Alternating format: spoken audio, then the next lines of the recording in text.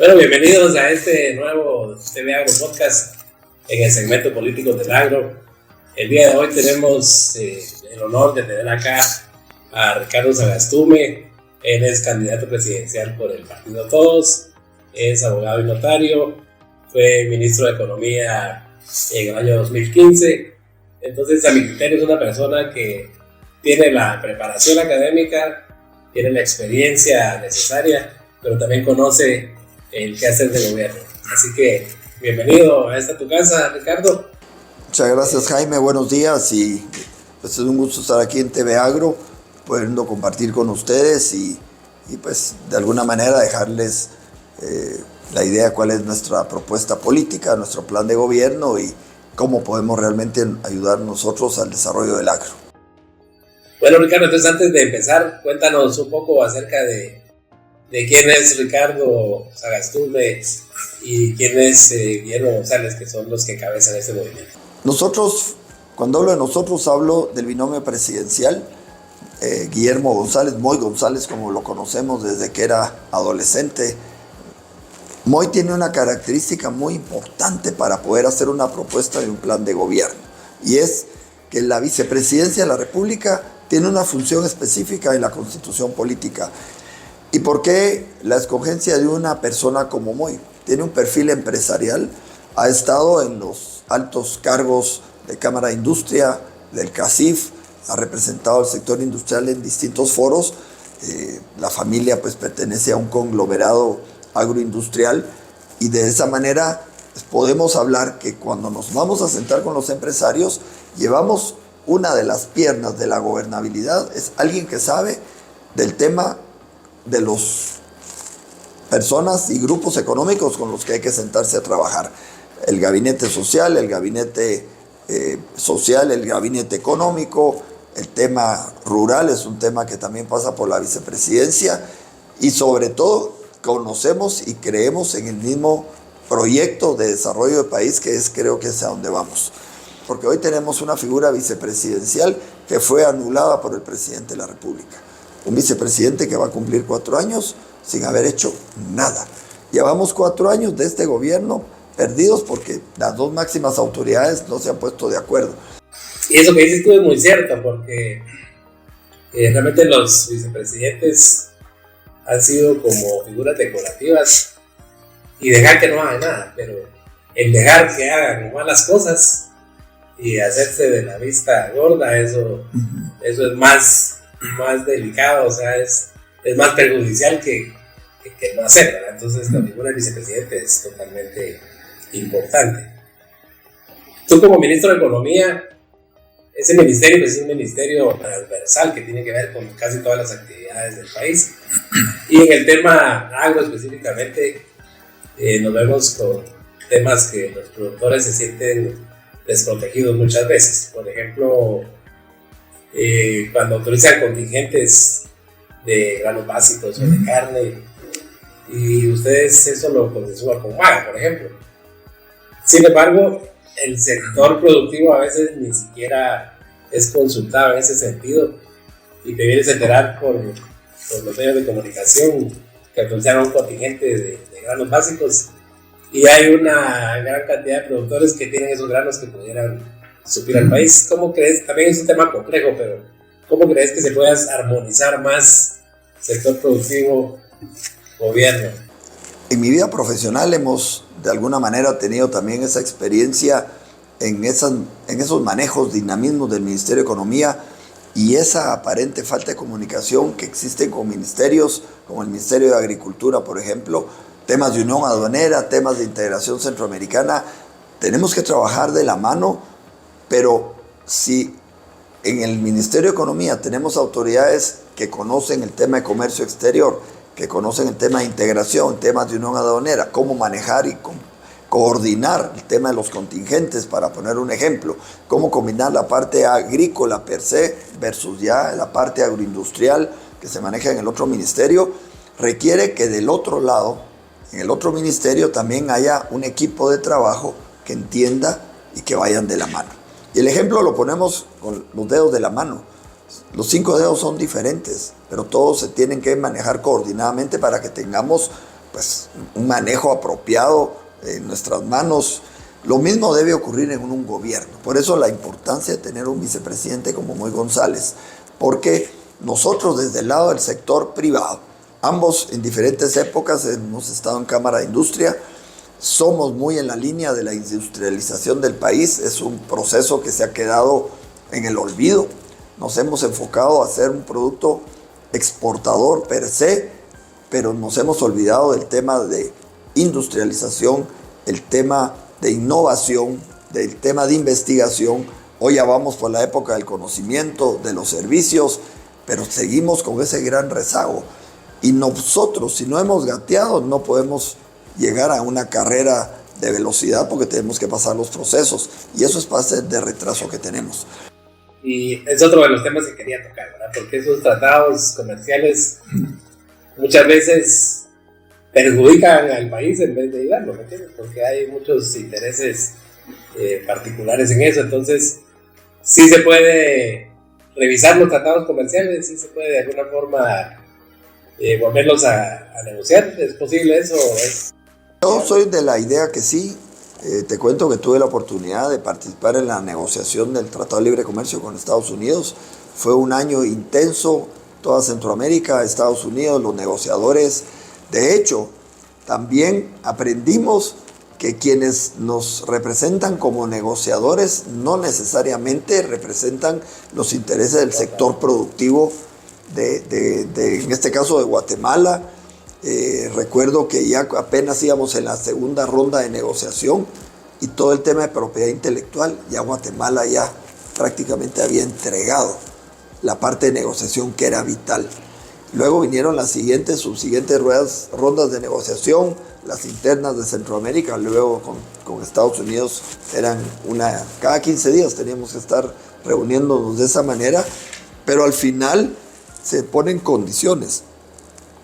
Hay ciertos procesos de desgravación arancelaria que permitan que nuestro socio, en este caso Estados Unidos, que es gigantesco, pues sus industrias no vengan a invadir un mercado que todavía le falta por desarrollarse y por consolidarse. Pero la economía ha cambiado en el mundo, hemos tenido la crisis del 2008, hoy tenemos una pandemia que afectó al mundo entero y sí creo que tenemos que hacer una revisión que permita, de alguna manera, generar también una atracción de inversión sólida en Centroamérica. En uno de los ejes de nuestro gobierno es el Ministerio de Relaciones Exteriores. Tiene que ser un ministerio que vaya de la mano del comercio. Tenemos que cambiar buena parte de nuestro equipo de cónsules, de la gente que va a promover el país en comercio, porque hoy por hoy no hemos sido lo suficientemente eficientes. Muchas veces son cargos que se dan por compadrazgos políticos, pero hoy estamos en un mundo competente, muy competitivo, y nuestro equipo de trabajo, funcionarios públicos, tienen que ser altamente competitivos también, y el Ministerio de Relaciones lo vamos a transformar y modernizar en dos líneas fundamentales. El comercio internacional, que involucra el área industrial, agroindustrial, el agro, servicios, tecnología, y en la otra área los migrantes, porque obviamente también nuestros guatemaltecos, más de 3 millones de guatemaltecos en Estados Unidos están abandonados, pero no podemos permitir que sigan migrando, y mientras no creamos o le demos vida a nuevas condiciones en Guatemala, tenemos que tener un Ministerio de Relaciones que acompañe y que esté pendiente de ese proceso de migración. Y el tema de migración tiene dos caras, porque si tú te das cuenta, ahora en el campo no se consiguen trabajadores. Así es. Entonces, de alguna forma, es un problema que va, pero nos revira, o sea, nos trae divisas, pero por otro lado, nos hace carecer de... No, y van a otros países porque hay mejores condiciones, hay mejores oportunidades. Aquí no hay trabajo, el acceso a los alimentos, a las medicinas, a los servicios, salud, educación, no hay. Y ellos realmente quiebran a la familia, que es un pilar fundamental de la sociedad, migran, muchos ya tienen otras familias allá, siguen enviando sus remesas, pero aquí, quienes conocen el interior del país están viendo que muchas de las familias están representadas por abuelitas, por abuelitos, por mamás, por tías, por hermanas, son quienes se han quedado a cargo de esos niños. que están en un proceso de abandono total porque ya no son el futuro. Hoy ellos necesitan tener las herramientas de educación, de salud, de formación de sus habilidades para tener no acceso a que les den trabajo solo porque sí, al mejor trabajo en las mejores condiciones. Tienen que ser competitivos también. Por eso es cómo atraer la inversión, es hacer que el país sea un país que dé confianza, credibilidad y certeza. De alguna forma, la mayoría de países han sido agrícolas en sus inicios y han logrado desarrollarse enormemente. Entonces, es un reto, pero es difícil encontrar la ruta. ¿Cómo podemos hacer para que, sin desplazar a esa base agrícola que tenemos, podamos reconvertir el país en un país industrializado y desarrollado? Nosotros no estamos inventando el agua azucarada. Hace muchísimos años, si ustedes se recuerdan, cuando existía aquel proceso de integración regional, de sustitución de las importaciones, Guatemala creó una ley que lamentablemente no se ejecutó como debió haber sido en aquel momento. Era una ley de descentralización industrial. Y eso lo que pretendía era generar que las industrias, a través de ese proceso inicial de integración centroamericana, se fueran a ubicar en lugares en el interior del país. A cambio, ¿qué quiere el inversionista nacional o extranjero? Algo que me dé el país, que me permita decir, aquí me quedo. Carreteras, infraestructura vial y portuaria y aeroportuaria, que son estratégicas. Hoy hablamos de que es una inversión estratégica en recursos de generación de energía eléctrica, poder lograr esa independencia. Tenemos la energía térmica, la energía hídrica, tenemos eólica, tenemos recursos suficientes, energía solar que podemos producir. O sea, el país puede lograr esa independencia y no tener los problemas hoy como nos pasó con el petróleo.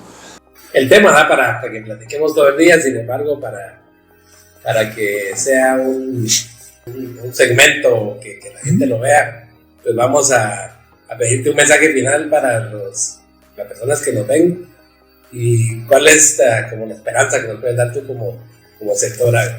Amigos del agro guatemalteco, quiero comentarles que nuestra propuesta del binomio presidencial del partido Todos, Guillermo González, Moy González y mi persona, somos propuestas que ya tenemos experiencia dentro del sector productivo del país. Al día de hoy, siendo binomio presidencial, seguimos trabajando en nuestras actividades empresariales y profesionales.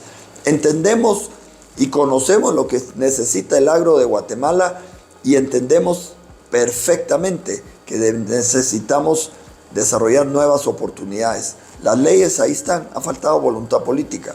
Podemos volver el país una zona libre en toda su estructura, en toda su dimensión. Tenemos ley de zonas francas. Acabamos de aprobar en Guatemala una ley de atracción de capital extranjero. Hay una ley de inversión extranjera de finales de los 90.